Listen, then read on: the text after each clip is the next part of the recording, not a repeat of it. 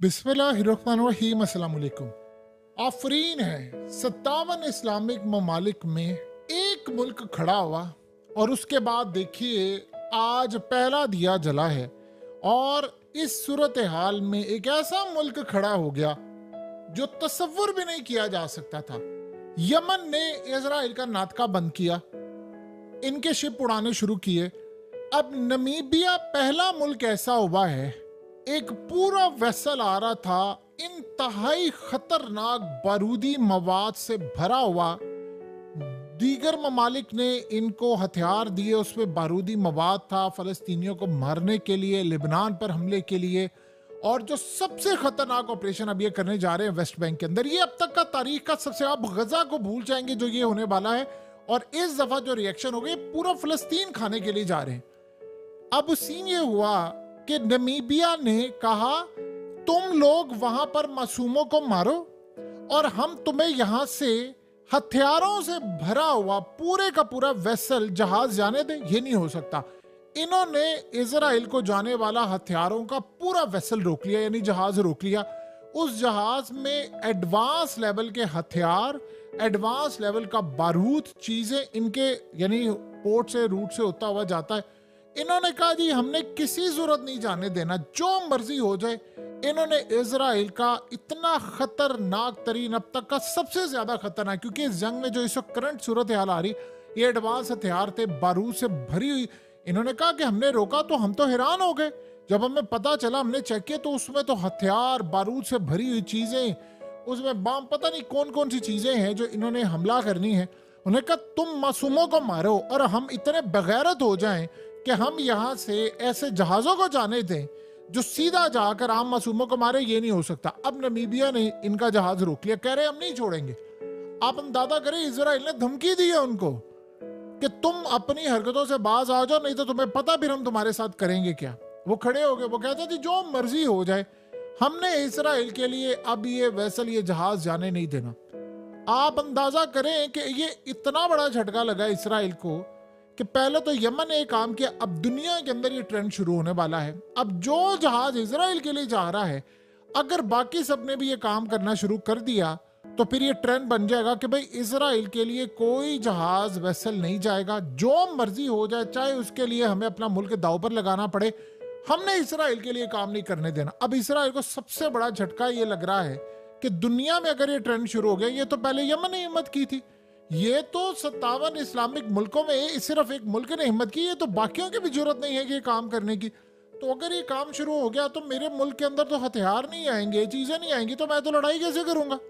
यानी आप ये सोचे ना कि अब ये साउथ अमेरिका वाली साइड से नमीबिया ने ये काम शुरू किया है, तो कल को ये जब मामला होगा, इसके बाद आप सोचें यूरोप में शुरू हो जाए, कोई एक आधा मुल्क खड़ा हो जाए, कोई इसके अलावा मिडिल ईस्ट के अंदर और शुरू हो जाए, या इसराइल के इर्द गिर्द के जो ममालिक है वो खड़े हो जाए कि नहीं जी हमने तो नहीं करने देना, तो इसराइल की तो गेम बच जाएगी। सो अब सबसे बड़ा ये काम शुरू हुआ है, इन्होंने अमेरिका समेत इंटरनेशनल प्रेशर डाला है नमीबिया पर, उनको दे रहे हैं धमकियां कि हम तुम्हें ऐसा सबक सिखाएंगे कि तुम इस रुए जमीन पर जब तक कायम रहोगे तब तक रिग्रेट करते रहोगे, अफसोस करते रहोगे तुमने इसराइल का जहाज रोका क्यों है। अब मसला सारा ये हुआ है कि इसके बाद अब गालिबन दबाव बढ़ने वाला है बाकी ममालिक पर भी। असल में कहानी ये है कि अफ्रीकन जो कंट्रीज, आपको पता है कि जो रूट अब जा रहा है इजराइल के लिए, जो भी शिप का जाता है, वो यमन के हौसियों ने जो हमले शुरू किए हैं उसके बाद से अब होकर जाता है अफ्रीका की साइड से। अफ्रीका की जो कंट्रीज हैं, ये नमीबिया और ये बाकी सारे जितने भी हैं, ये सारे अब असल में इनके ऊपर काफी हद तक जो असर और रसूख आ रहा है वो आ रहा है रूस का।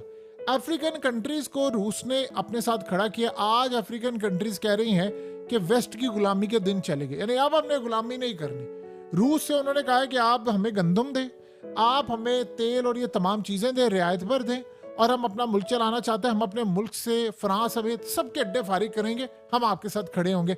और कहा, रूस ने उनको कहा कि तुम्हारी जमीन से तेल, सोना सब कुछ निकलता है और अमरीकी खा जाते हैं, और तुम सब बीमार हो, तुम्हारी तबीयत ठीक नहीं, सब कुछ हो, ये तमाम चीजों में उलझते रहते। उन्होंने कह दिया ठीक है जी हम साथ खड़े। अब इनको ये बात समझ नहीं आ रही कि अफ्रीका से जब रूट जाएगा तो वहां से भी हथियार, मिसाल के तौर पर, अब छोटी सी मिसाल ले, भारत कोई बारूद से भरा हुआ कंटेनर नहीं, वेसल बुरा भेजता है और उसमें शेल्स हैं, उसमें बारूदी मवाद है और उसमें ड्रोन्स और बहुत सारी चीजें हैं। ये सारा कुछ करते करते वो यहाँ से जाता है और यहाँ से जाने के बाद आपको पता है कि इसराइल की फैक्ट्री जो हैदराबाद में, वहां से बनाकर ये अब अफ्रीका के रूट से जा रहे हैं। अब सोचे अफ्रीका के रूट से जा रहे हैं, वहां से अब अफ्रीकन कंट्रीज खड़ी हो जाती, भाई हमने तो नहीं जाने देना। वो आगे से पता उन्होंने क्या कहा, वो कह रहे हैं ह्यूमन राइट्स की वायलेशन कर रहे हैं, इंसानी हकूक की खिलाफ वर्जी। उन्होंने कहा कि यहाँ पर तुम लोगों ने 20-25 लाख लोगों को बेघर कर दिया, लाखों लोग मार दिए और हम इतने बेगैरत हैं, इतने बेगैरत हो चुके हैं कि हम तुम्हारे लिए ये हथियारों का कंटेनर और ये तमाम जहाज पूरे का पूरे जहाज जाने दें और तुम जाकर मासूमों को मारो, हम इतने बेगैरत नहीं है। अब उन्होंने पकड़ लिया और उन्होंने ऐलान जो किया उसके बाद अब रूस और बाकी ताकतें वो भी एक्टिव हो गई हैं।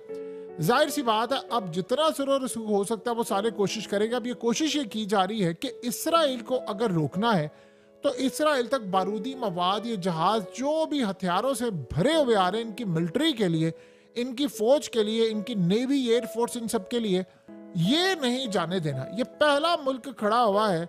ये हम देखना चाहते हैं कि अगर ये स्टैंड ले जाते हैं तो फिर इस स्टैंड के साथ सूरत हाल क्या होती है। देखिए सूरत हाल बड़ी अहम होती है कि अगर आप ये देखें कि बाकी ममालिक स्टैंड ले जाते हैं तो फिर सबसे बड़ा काम ये होगा कि रीजन के अंदर ये जंग नहीं छिड़ेगी। देखिए एक मुल्क नहीं, अगर मिडिल ईस्ट की कंट्रीज वो भी स्टैंड लेना शुरू हो जाती हैं, जाहिर सी बात है घूम कर ऊपर नीचे से सब कुछ करके माल कहीं ना कहीं तो इसराइल की पोर्ट पर आना है। अब एक और भी प्लान यमन ने किया हुआ है। यमन ने प्लान ये किया है कि हमने तो एक तरफ से रास्ता रोका, ये अफ्रीका से गए, आज चले एक अच्छी खुशाइन, तो वो समझते हैं कि हमारे लिए चीज आ गई है। लेकिन इस वक्त जो सूरत हाल पैदा हो रही है वो कह रहे हैं कि अगर ये माल जाता है इनकी पोर्ट पर, अगर हम वहां पोर्ट पर जाकर हमले शुरू कर दें कि माल आए और वहीं पर इनको मारना शुरू कर दें तो फिर कैसा रहेगा। अब गालिबन ये सूरत हाल होने के लिए चाह रही है और हम हो सकता है कि ऐसा सरप्राइज और ऐसा मामला देखें जिसमें ये काम करने के लिए जा रहे हैं, क्योंकि इसराइल ने अब जो सबसे खतरनाक सूरत हाल है वो आ रहे हैं वेस्ट बैंक के अंदर। आपको पता है ना कि गजा एक अलग चीज है, वेस्ट बैंक वाली साइड एक अलग चीज है। अब ये जो चीज है वेस्ट बैंक की, यहाँ महमूद अब्बास की गवर्नमेंट है। ये वो जगह है जिसको पूरी दुनिया असल में फलस्तीन की जो गवर्नमेंट को तस्लीम करती है वो ये है। वो गजा के अंदर जो गवर्नमेंट है वो अमास की थी, उसको नहीं तस्लीम करते थे इसराइल की वजह से। इसको तो इसराइल भी तस्लीम करता है। मसला सारा ये हुआ, ये वहां पर जा रहे हैं करने तारीख का सबसे खतरनाक ऑपरेशन। ये वहां से भी उनको निकाल रहे हैं और इनकी गाड़ियां, ट्रक आप देख सकते हैं ये पहुंच गए हैं और उन्होंने वहां पर जाकर अब आगाज कर दिया है कि जी हम ऑपरेशन करने के लिए जा रहे हैं तो हमने छोड़ना नहीं है। तो कुल मिलाकर जो सूरत हाल इस वक्त पैदा हो रही है वो ये हो रही है कि अगले मराहिल में पहुंच चुके हैं, इन्होंने वहां पर तबाही लानी।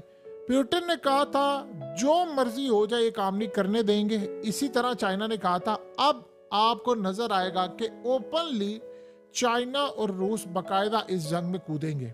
ये अब वो टाइम नहीं रहा, ये इस कूदने वाला टाइम आ गया। और आपको ये बात अच्छी तरह पता होगी कि चाइना ने इन सब की, यानी जो जमातें थी उनकी मीटिंग करवाई थी, वो इसीलिए करवाई थी। अब अगला मरहला ये है कि जो खास तौर पर यमन के हूसी है उनको ये टारगेट ये दिया जा रहा है कि आपने अगर इस जंग को वाकई जीतना है तो यहाँ से आपको निकलकर ऑपरेशन अगले लेवल पर करना पड़ेगा कि आपको इसराइल के समुद्रों में जाकर अब ऑपरेशन करना पड़ेगा। आप ड्रोन्स लेकर जाएं, आप चीजें लेकर जाएं। देखिए पहुंचाने वाले आपको पता है ईरानी हैं, रूसी हैं, चाइनीज भी अब खुलकर आए हुए हैं मैदान में। अदरवाइज इतनी बड़ी और इतनी खतरनाक टेक्नोलॉजी आप ले नहीं सकते। अब आप ये सोचे ना कि मिसाल के तौर पर अब नॉर्थ कोरिया को जो ड्रोन मिला है, अब वो ड्रोन कौन सा है? वो इसराइल का एक ड्रोन था। इसराइलियों ने कहा जी ईरानियों ने हमारा डिजाइन और डाटा सारा चुराया है और उन्होंने खुद और रूस के साथ मिलकर ड्रोन बनाए हैं और उसके बाद अब ये ड्रोन चले गए हैं नॉर्थ कोरिया के पास। अब वो कह रहे हैं कि अगर ये हमारे ड्रोन की कॉपी इनके पास गई है तो सोचे इनके पास कितने खतरनाक ड्रोन होंगे। वो ड्रोन जो बिल्कुल खुदकुश ड्रोन जिसको कहते हैं, जिसने एक्यूरेट टारगेट करना है कि अगर मिसाल के तौर पर किसी बड़े बंदे को मारना है, ये सिर्फ उसी को निशाना बनाएगा। उसमें आर्टिफिशियल इंटेलिजेंस है, वो तस्वीर को रिकग्नाइज करता है, जिस तरह कुछ सूंघता है कीड़ा, ये इस तरह अपने टारगेट को फाइंड आउट करता है और स्कैन करता रहता है पूरे का पूरा एरिया और वहां से निकालता है। अब वो कह रहे हैं कि हमने ये ड्रोन्स बनाए थे और हमें ये था कि हम इसको इस्तेमाल करेंगे जंग के अंदर, क्योंकि स्टेल्थ है, रडार पर भी डिटेक्ट नहीं होते। तो हमारा ही डिजाइन लेकर हमें ही चूना लगाकर कॉपी करके हमारे खिलाफ हम मैदान में उतरने वाले हैं।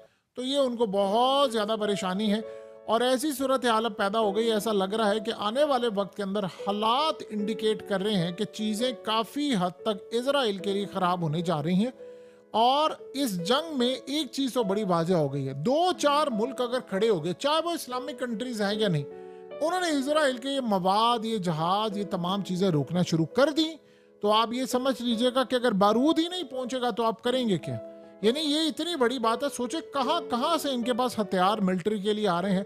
और ये अब तक का सबसे बड़ा झटका इजराइल के लिए साबित हो सकता है कि चीज़ें इतनी खतरनाक हो गई हैं कि अब कोई कह रहा है कि भाई हम इतने बेगैरत हैं, इतने बेशर्म हो गए हैं कि तुम लोग मारो और यहाँ पर हम ये चीज़ें भेजें। ये नहीं हो सकता।